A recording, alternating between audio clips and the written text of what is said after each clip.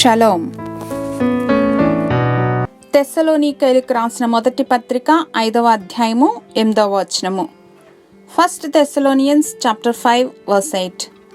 మనము పగటి వారమై ఉన్నాము కనుక మత్తులమై ఉండక విశ్వాస ప్రేమలు అను కవచము, రక్షణ నిరీక్షణ అను శిరస్త్రాణమును ధరించుకుందము.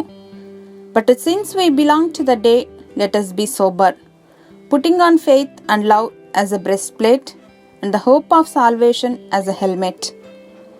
మన కళ్ళ ముందు జరుగుతున్న అనేక వాటిని చూచినప్పుడు లేఖనముల ఆధారంగా దేవుని రెండవ రాకడ అత్యంత సమీపంగా ఉందని గ్రహించి ఏమరపాటుగా ఉండక ప్రతినిత్యము సంసిద్ధులుగా ఉండాలని చెప్పే ఓ గొప్ప హెచ్చరిక. మెలకువగా ఉండాలి, కనిపెట్టుకుని ఉండాలి.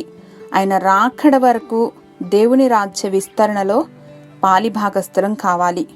మెలకువగాను అత్యాసక్తి కలిగి ఉండటానికి కఠినతరమైన క్రమశిక్షణ, నిజాయితీతో కూడిన జీవన విధానం ఎంతో అవశ్యం.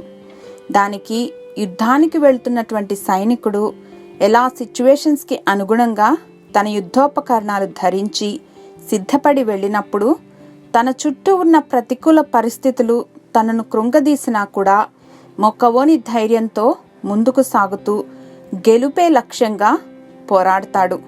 ఇలాంటి పోరాట పటిమ క్రైస్తవులుగా మనకు నిరంతరం ఆవశ్యకం.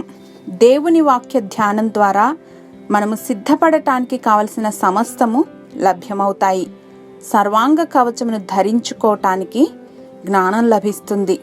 మా దేవా, మా తండ్రి, విశ్వాస పోరాటంలో అలయక పరిగెత్తటానికి మాకు కావలసిన శక్తిని సామర్థ్యం అనుగ్రహించమని యేసు నామములో ప్రార్థించి పొందుకొని ఉన్నాం మా ప్రియ పరలోకపు తండ్రి. ఆమేన్.